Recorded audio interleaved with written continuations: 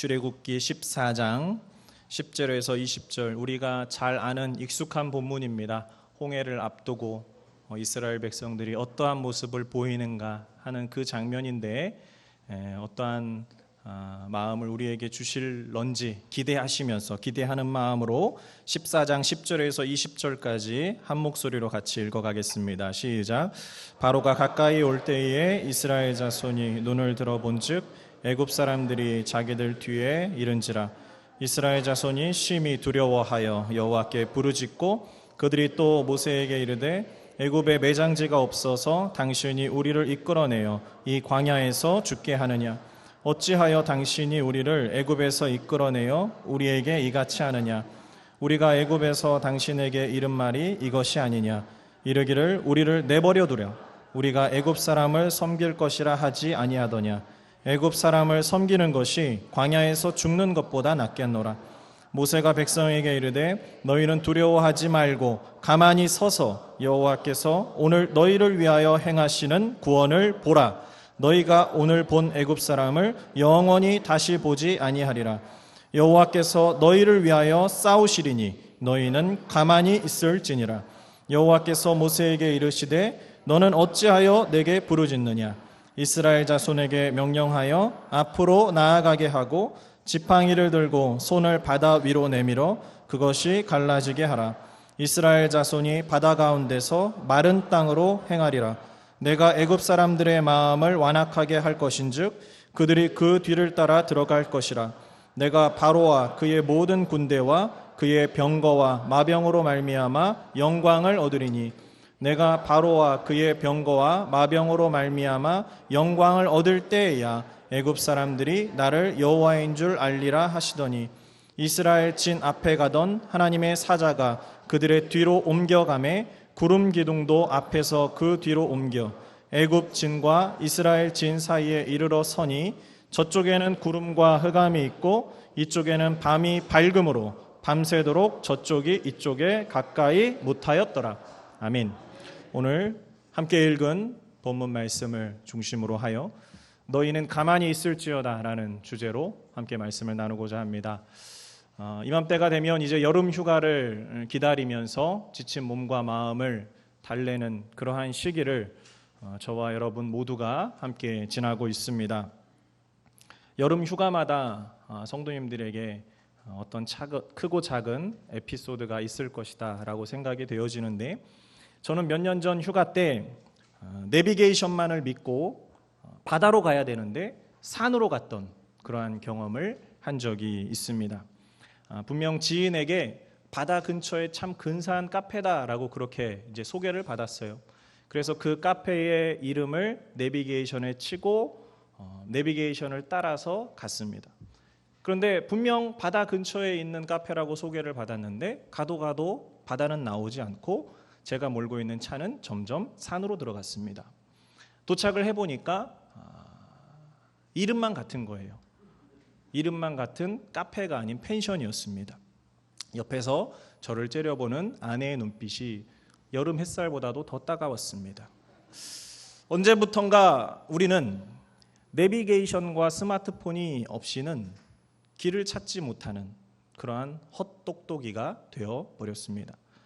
저의 어릴 적 기억에도 저희 아버지는 전국 지도 한 장만 가지면 어떤 곳이든지 찾아가실 수 있는 그러한 총명한 분이셨습니다. 그런데 이제 저희 아버지는 내비게이션이 업그레이드 되지 않는 것을 가장 두려워하는 그러한 분이 되어 버리셨습니다. 내비게이션이 새로 난 길을 인식하지 못해서 헤매는 것, 그것이 스트레스가 되는 그러한 시대 속에 우리가 살아갑니다. 저도 그 스트레스로부터 자유하지 못한 사람 중에 하나입니다. 다혈질의 성향을 가진 저는 내비게이션이 길을 찾지 못해서 헤매는 그 시간을 참지를 못해요. 내비게이션이 길이 새로 난 것을 업데이트가 되지 않으면 계속해서 이렇게 헤매지 않습니까? 그 시간을 저는 참지 못해서 막 식은땀이 등 뒤에서 막 흐르고요. 왜 내가 진작 이 내비게이션을 업그레이드하지 않았을까? 지금 웃으시는 남자분들은 공감을 하시는 거예요. 왜 내가 업그레이드를 하지 않았을까? 막 제 자신에게 화가 납니다. 때로는 막 욕도 나와요.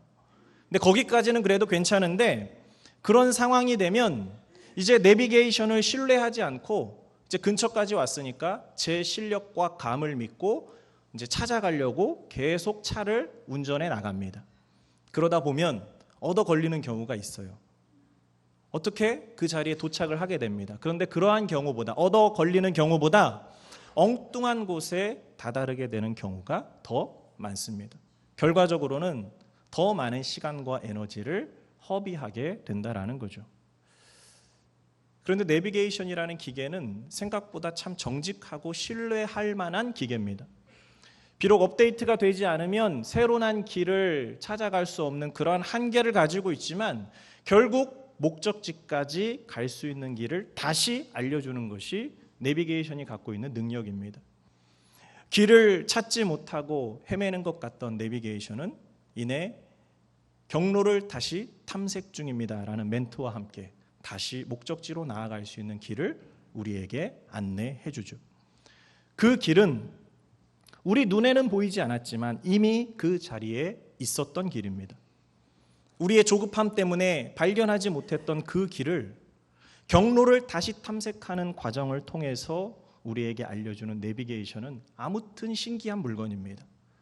제가 내비게이션을 딱 이때 꺼내가지고 판매를 하면 참 잘 팔릴 것 같습니다. 그렇죠? 근데 제가 그러한 목적을 위해서 내비게이션을 말씀드리는 것이 아니라 내비게이션이 경로를 다시 탐색할 때에 그 내비게이션을 바라보고 있는 운전자가 해야 할 일은 무엇일까요? 내비게이션이 다시 경로를 탐색 중입니다라는 멘트를 하고 있을 때 운전자가 해야 할 일, 그것은 차를 잠시 멈추고 기다리는 일입니다. 물론 차가 쌩쌩 달리는 그 도로 위에서는 멈출 수 없겠지만 그것이 가능한 상황이라면 주행을 더 진행하지 말고 내 힘으로 그곳을 찾아가려고 애쓰지 말고 멈춰서는 것이, 내비게이션이 다시 경로를 탐색하여 우리에게 알려줄 그 타이밍을 기다리는 것이 필요합니다. 경로를 다시 설정하기를 기다리는 것, 그것이 지혜로운 방법이라는 거죠. 적어도 길을 찾는 데 있어서만큼은 사람보다 내비게이션이 더 똑똑하기 때문입니다. 내비게이션이 사람보다 길을 잘 찾을 수 있는 이유는 어디에 있습니까? 내비게이션은 하늘과 연결되어 있기 때문에 길을 잘 찾을 수 있습니다. GPS라는 위성 항법 장치가 인공위성에서 쏘는 전파를 수신하여 길을 알려주기 때문에 내비게이션은 이 시스템을 기반으로 훨씬 더 정확하고 빠르게 사람보다 길을 찾을 수 있는 거죠. 다시 말하면 하늘에서 땅을 바라보고 길을 찾기 때문에 땅 위에 서서 길을 찾는 사람보다 더 정확할 수밖에 없다라는 겁니다. 사람들은 오늘도 각자 인생의 어느 한 지점에서 길을 찾고 있습니다. 어디로 가는 것이 정답인지 알지 못한 채 시행착오를 반복하는 인생이 있는가 하면 자기 열심으로, 자기 능력으로 길을 개척하고 있는 인생이 있습니다. 그런 우리 인생들에게 성경은 분명히 증거합니다. 설교 노트를 함께 보십시오. 화면을 함께 보십시오. 요한복음 14장 6절에 우리에게 성경은 분명히 이렇게 증거합니다. 같이 한번 선포하겠습니다. 시작. 내가 곧 길이요 진리요 생명이니 나로 말미암지 않고는 아버지께로 올 자가 없느니라. 할렐루야. 예수 그리스도로 말미암지 않고는 하나님 아버지께로 나아갈 수 없는 줄로 믿습니다. 그 길이 우리 인생길에서 가장 먼저 놓여져야 할 길이라는 사실을 잊지 마십시오. 인생의 여러 가지 길 중에서 우리가 가장 먼저 만나야 할 길은 예수 그리스도이심을 다시 한번 마음에 새기는 이 주일 아침이 되기를 주님의 이름으로 부탁드립니다. 성경은 성도의 인생을 나그네 길에 빗대어 설명을 하곤 합니다. 현재 성도들이 머무는 이 땅은 성도들이 영원히 머물 곳이 아니기 때문에 성도의 삶을 계속해서 이동하여 사는 나그네의 삶에 빗대어 설명을 하는 거죠. 구약의 이스라엘 백성들에게 하나님께서는 너희가 전에 나그네 되었던 그 삶을 잊지 말아라. 그래서 너희들 곁에 있는 나그네를 너희들이 존중하고 섬겨 주어라라고 가르쳐 줍니다. 신명기 10장 19절 너희는 나그네를 사랑하라. 전에 너희도 애굽 땅에서 나그네 되었음이니라. 아멘. 이 말씀은 예수님의 가르침에도 계속해서 이어집니다. 그리고 예수님의 제자였던 베드로 사도에게로 와서 그 의미가 보다 선명해지죠. 베드로 사도는 편지를 쓰면서 성도들을 표현할 때 흩어져 있는 나그네, 흩어진 나그네라는 표현을 자주 사용을 합니다. 베드로전서와 베드로후서에 성도들을 일컬을 때에 베드로 사도는 너희는 흩어진 나그네다, 내가 흩어져 있는 나그네들에게 편지를 쓴다라는 표현을 씁니다. 그가 그렇게 성도들을 흩어진 나그네라고 표현한 이유는 나그네는 앞서 말씀드린 것처럼 머무르지 않고 계속해서 이동 중인 사람들이기 때문에 그렇습니다. 오늘 저와 여러분은 애굽에서 나온 출애굽한 이스라엘이 홍해를 건너는 장면을 함께 말씀으로 대하였습니다. 우리는 이스라엘 백성의 역사가 아브라함과 사라로부터 시작되었다라는 것을 성경을 통해서 이미 알고 있죠. 하나님께서는 작게는 이스라엘 민족을 위해서 아브라함을 먼저 부르셨고, 크게 본다면 모든 사람을 위한 축복의 통로로 사용하시기 위해서 아브라함을 부르셨습니다. 고향과 친척과 아버지의 집을 떠나게 하셨고, 그는 전적으로 하나님을 신뢰하면서 하나님의 그 부르심에 순종합니다. 부르심에 순종하여서 아브라함과 사라는 나그네의 삶을 시작합니다. 그러나 우리가 또 알고 있는 것처럼 하나님께서 아브라함에게 약속하셨던 그 약속이, 아브라함과 맺으셨던 그 언약이 아브라함 당대에 모두 이루어지지 않았습니다. 창세기 15장이 아브라함과 하나님께서 언약을 맺으시는 장면인데, 하나님께서 아브라함과 언약을 맺으시면서 이러한 말씀을 13절과 14절에 해주십니다. 제가 읽겠습니다. 눈으로 함께 봐주십시오. 내 자손이 이방에서 객이 되어 그들을 섬기겠고 그들은 수백 년 동안 내 자손을 괴롭히리니 그들이 섬기는 나라를 내가 징벌할지며 그 후에 내 자손이 큰 재물을 이끌고 나오리라. 아멘. 아브라함의 후손들은 애굽에서 객이 되어 나그네가 되어 종살이를 합니다. 고통을 받습니다. 그리고 하나님의 때에 하나님께서 예비하신 방식으로 출애굽하여 이제 홍해 앞에 서 있는 장면이 오늘 우리가 함께 읽은 출애굽기 14장입니다. 아브라함과 사라 두 사람으로 시작되었던 나그네의 여정이 이제는 그 숫자를 헤아리기 힘들 만큼 엄청난 규모가 되었습니다. 익히 알고 있는 것처럼 장정만 60만이라는 엄청난 숫자입니다. 그런데 그 많은 숫자는 의미가 없습니다. 오늘 우리가 읽은 본문 앞서서 7절에 보시면 애굽의 왕 바로는 선발된 병거 600대와 애굽의 모든 병거를 동원하여 이스라엘 백성들의 뒤를 쫓았다라고 기록을 합니다. 생각을 해보십시오. 숫자로만 본다면 애굽의 군대 숫자와 이스라엘 백성의 그 숫자는 비교가 되지 않습니다. 그 수치면에 있어서. 그러나 뒤쫓아온 그 애굽의 군대를 발견한 장정만 60만이라는 그 이스라엘 백성들의 반응은 무엇입니까? 오늘 10절에 우리가 함께 읽었습니다. 심히 두려워하여 여호와께 부르짖는 것이었습니다. 앞선 8절에 보면 이스라엘 자손은 애굽을 나올 때 어떻게 나왔다라고 기록이 되어 있냐면 8절을 한번 보십시오. 이스라엘 자손이 담대히 나갔음이라라고 기록되어 있습니다. 그렇게 담대히 애굽을 빠져나왔던 이스라엘 자손의 용기는 얼마 지나지 않아서 두려움이 삼켜버렸습니다. 장정만 60만이라는 다 합치면 200만이 넘을 수 있는 그 규모는, 그 숫자는, 그들의 커다란 몸집은 두려움 앞에서 아무런 도움이 되질 못했습니다. 오늘날 교회의 모습을 생각해 봅니다. 한때 1000만 기독교인이라는 숫자를 자랑하던 한국교회에 이제는 더 이상 그 수식어가 어울리지 않게 되었습니다. 숫자를 자랑하던 한국교회는 이제는 나아갈 길을 잃어버린 좌초된 배와 같습니다. 한국교회는 그동안 숫자와 어떤 눈에 보이는 건물에 집착해 왔지만 그 엄청난 숫자와 예배당 건물들이 세상을 이기지 못한다라는 것을, 세상을 변화시킬 수 없다라는 것을 스스로 증명해 왔습니다. 그럼에도 여전히 숫자 놀이와 예배당에 집착하는 안타까운 모습이 한국 교회 안에 있습니다. 그리고 그 한국 교회 안에 우리가 속해 있다라는 사실을 우리는 외면하지 말아야 됩니다.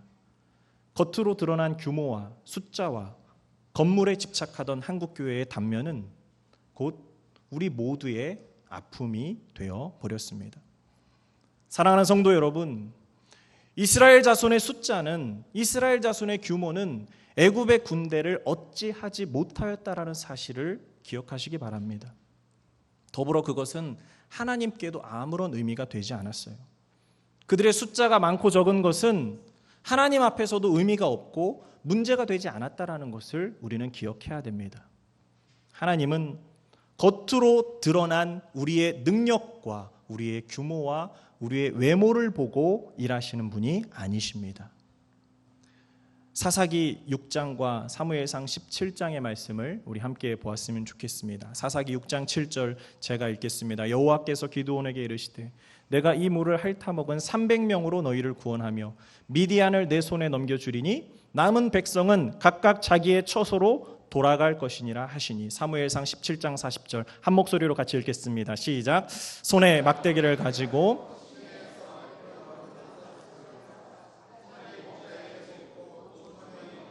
손에 물매를 가지고 블레셋 사람에게로 나아가니라. 아멘. 하나님께서는 미디안과의 싸움을 위해서 첫 번째로 이스라엘 백성들이 32,000명이 모였습니다. 미디안과 싸우기 위해서. 그러나 그 32,000명의 이스라엘 백성을 단 300명으로 줄여버리십니다. 그리고 그들로 성경의 표현대로라면 메뚜기 떼같이 수없이 많은 그 미디안 사람들을 쳐서 이기게 하셨습니다. 다윗은 골리앗과 싸우러 나갈 때에 노투구와 갑옷을 입지 않았습니다.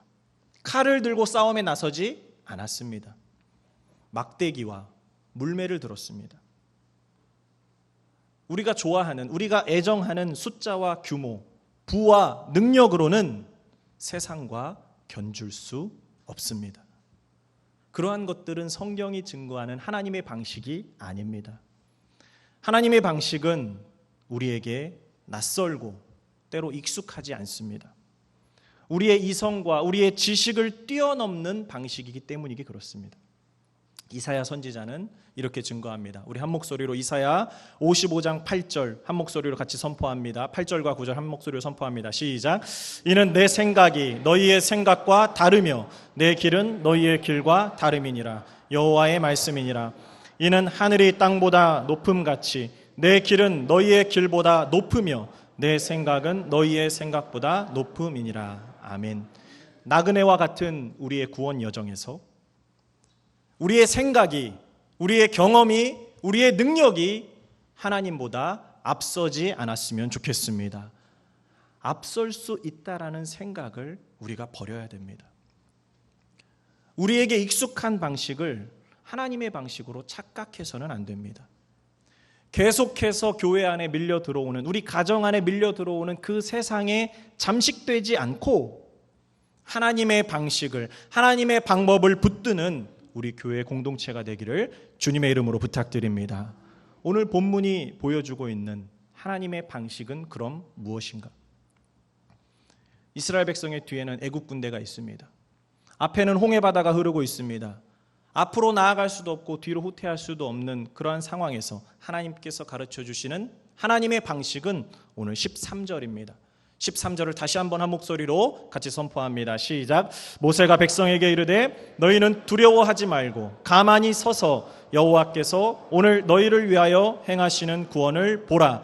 너희가 오늘 본 애굽 사람을 영원히 다시 보지 아니하리라. 아멘. 하나님은 모세를 통하여 이스라엘 자손들에게 말씀하십니다. 두려워하지 말고 가만히 서서 여호와 하나님께서 너희를 위하여 행하시는 구원을 보라. 할렐루야. 하나님의 방식 너무나 낯설게 느껴집니다. 그렇죠? 하나님의 방식이 참 낯설게 느껴지는 장면이에요. 이 상황이 이해가 되십니까? 지금 같은 상황에 하나님의 이러한 말씀은 참 납득하기 어렵고 순종하기에는 더 어려운 말씀입니다. 제 이야기지만 어렸을 때 저는 동생과 함께 길을 가다가 달려오는 개를 만난 적이 있습니다. 막 물려고 달려왔겠죠.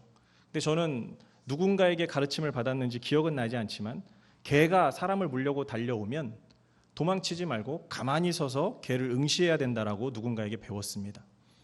저는 그 사람을 지금 기억이 난다면 쫓아가서 이야기를 하고 싶은데, 근데 저는 개가 막 달려오니까 본능적으로 그 개를 피해서 도망갔습니다.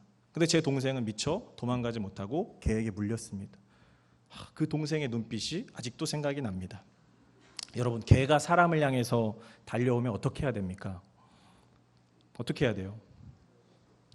뭐 정답은 없습니다. 상황에 따라서 다 다릅니다. 근데 제가 드리고 싶은 말씀은, 누군가 자신을 해하려고 그렇게 달려들면, 그렇게 들이닥치면 피하는 것이 본능입니다. 뭐라도 해야 됩니다. 애굽의 군대가 내 뒤에서 그렇게 나를 죽이려고 쫓아오면 도망치는 것이 당연하고, 물론 홍해가 앞에 놓여 있지만 뭐라도 방법을 강구해서 그것을 하기 위해 애써야 하는 것이 상책입니다. 그렇죠? 그러나 하나님께서는 모세를 통하여 이스라엘에게 가만히 있으라 말씀하세요. 가만히 있으라. 그리고 내가 너희를 위하여 행하는 일을 보라라고 말씀하십니다. 모세가 이렇게 말씀을 전할 수 있었던 이유는 무엇일까요? 14절에 여호와께서 너희를 위하여 싸우시리니, 여호와께서 너희를 위하여 싸우시리니 너희는 가만히 있을지니라. 할렐루야.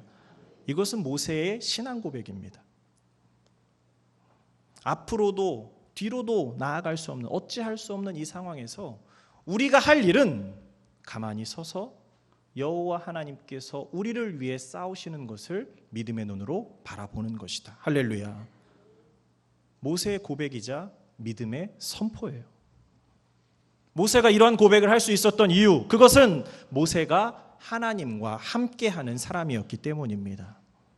모세는 하늘을 바라보면서 길을 찾는 사람이었기 때문에 지금 자신과 자신이 속해 있는 이스라엘 민족이 어떤 길로 가야 할지를 알았어요.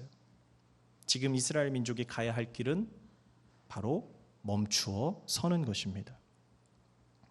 사랑하는 성도 여러분, 지금 어떤 길을 걷고 있으십니까? 우리는 우리 자신이 원하는 목표와 또한 목적을 위해서 끊임없이 우리는 움직이려고 합니다.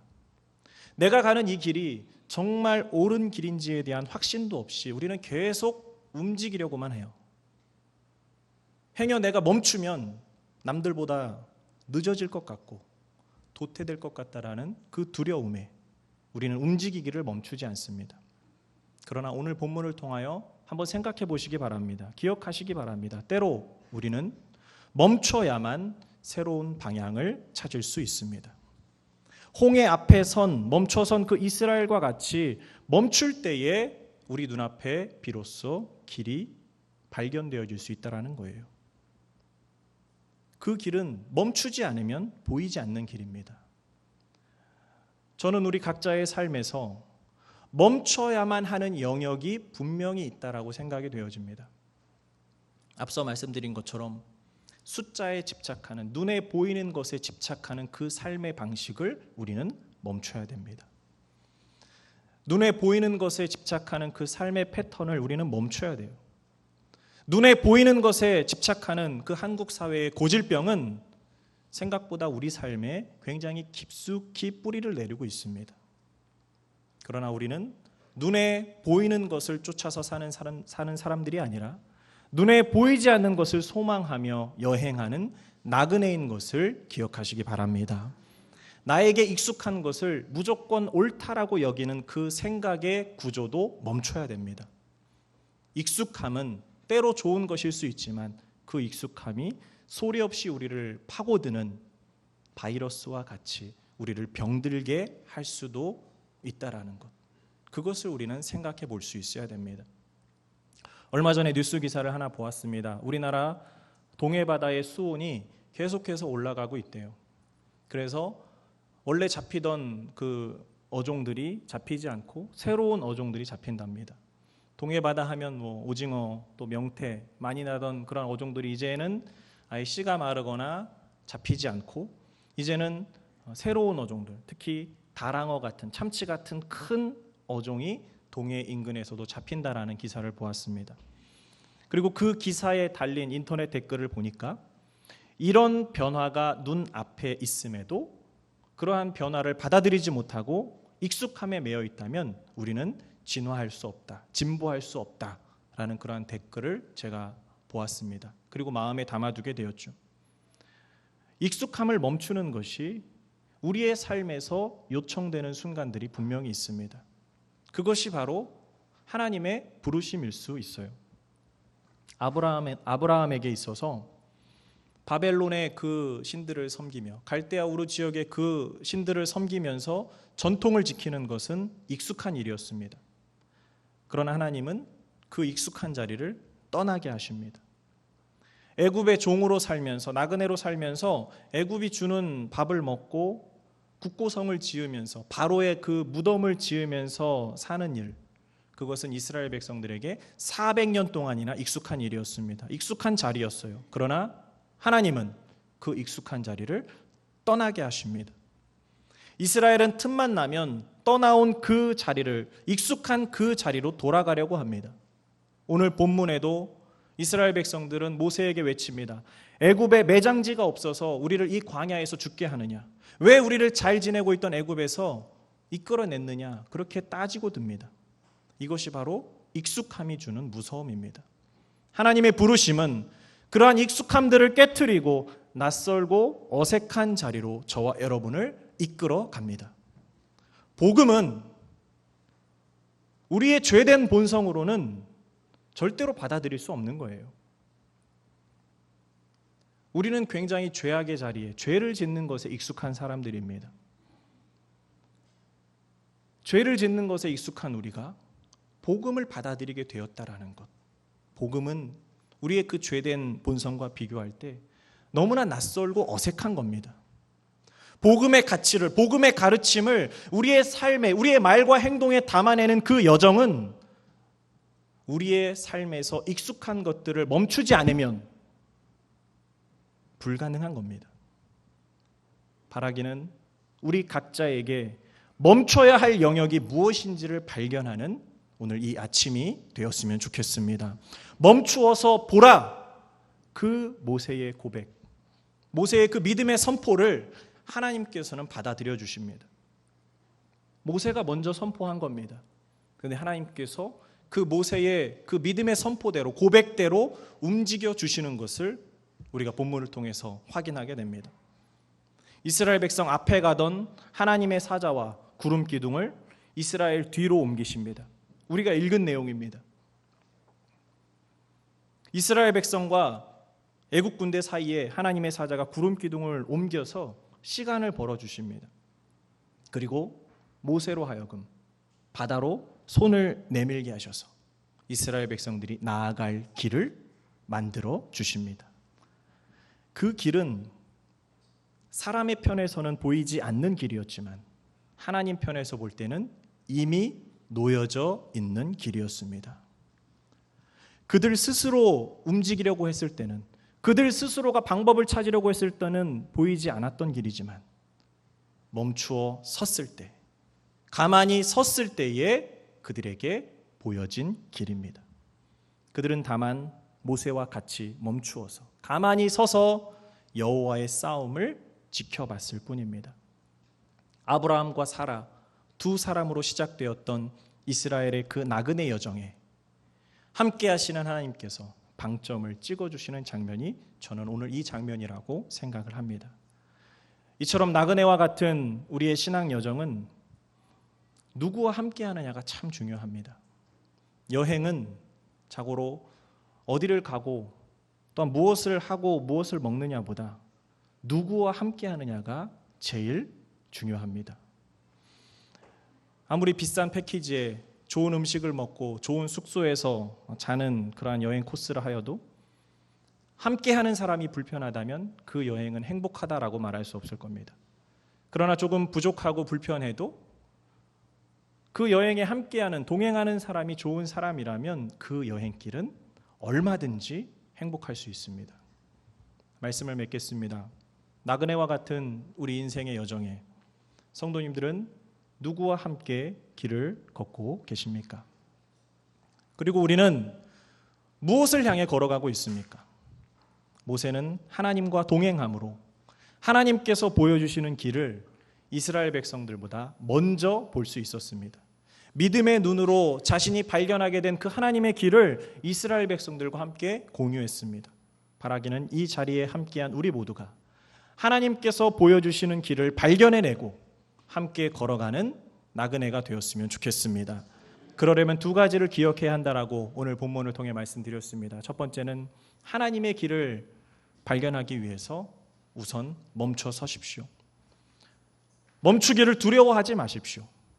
우리의 삶에서 멈춰야 할 것들이 무엇인지, 내려놓아야 할 것들이 무엇인지, 하나님 앞에서 포기해야 할 것들이 무엇인지를 발견하시기를 바랍니다. 멈추면, 내려놓으면, 포기하면 오히려 하나님께서 주시는 새로운 방향을 찾아낼 수 있습니다. 하나님께서 예비하신 길은 우리 눈에 보이지 않을 뿐이지 이미 놓여져 있습니다. 모든 출발은 신호등의 빨간불에서 시작된다는 것을 기억하십시오. 빨간불에서 멈춰서서 기다리다 보면 파란불은 들어오기 마련이고 그 놓여진 길을 우리는 걸어가면 됩니다. 하나님께서 이미 예비해 놓으신 그 길을 우리 삶에서 멈춰야 할 것들을 멈춤으로 발견해내는 은혜가 있었으면 좋겠습니다. 두 번째로 기억할 것은 나그네의 여정은 누구와 함께 하느냐가 중요하다는 것을 기억을 하십시오. 나그네 된 저와 여러분의 삶은, 성도의 삶은 주 되신 그리스도와 함께하는 여정이다라는 것을 다시 한번 마음에 새기는 이 주일 아침이 되었으면 좋겠습니다. 서두에 말씀드린 것처럼 내비게이션이 하늘과 맞닿아 있기 때문에 바른 길을 찾을 수 있는 것처럼 모세가 하나님과 동행함으로 믿음의 고백을 할 수 있었던 것처럼 우리가 우리 주님과 연결되어 있는 삶, 동행하는 삶을 살아가다 보면 우리에게 길은 보여지기 마련입니다. 여전히 그 길이 보여지지 않는 사람들에게는 오늘 장면, 바다를 향해서 손을 내밀고 그 바다를 향해서 발걸음을 내딛는 것이 어리석어 보일 수 있습니다. 그러나 주와 동행함으로 믿음의 길을 걸어가는 나그네들에게는, 성도들에게는 그 걸음걸음이 복되고 아름다운 줄로 믿습니다. 애굽의 군대는 화려한 스펙을 가졌습니다. 화려한 스펙을 가졌지만 바닷물을 이길 수 없었어요. 근데 그것은 이스라엘 백성들도 마찬가지입니다. 이스라엘 백성들에게도 바닷물을 이길 어떠한 능력도 없었습니다. 그런데 이스라엘 백성들은 그 바다를 마른 땅 삼아서 걸어갔어요. 어떻게 그럴 수 있었습니까? 하나님께서 그들을 너희는 내 백성이다. 너희는 내 백성이다. 그렇게 말씀해 주셨고 그들은 바다를 향해서 발을 내딛었을 뿐입니다. 한 주간을 시작하는 이 주일 아침에 저와 여러분은 결정해야 됩니다. 결단해야 됩니다. 찬양팀 앞으로 나와 주십시오. 우리 앞에 놓여 있는 바다를 내 힘으로 넘어설 것인가? 아니면 내 앞에 있는 그 바다를 만드신 그 주님의 손에 내가 붙들릴 것인가? 이것을 우리는 결정해야 됩니다. 바다를 내 힘으로 넘어설 것인가? 바다를 만드신 그분의 손에 내가 붙들릴 것인가? 이 자리에 있는 모든 예배자들이 주님께서 예비하신 길을 발견하고 주님과 함께 걸어가는 이번 한 주간이 되기를 간절히 소망합니다. 우리 시간 함께 찬양하며 결단했으면 좋겠습니다. 예수님만이 우리의 길이 되십니다. 예수님만이 우리의 소망이 되십니다. 예수님만이 우리가 바다를 넘어설 수 있는 능력이 되십니다. 우리 그렇게 함께 찬양으로 고백하고 말씀을 붙들고 기도할 때에 우리 정말 간절히 기도했으면 좋겠습니다. 하나님, 내 삶에서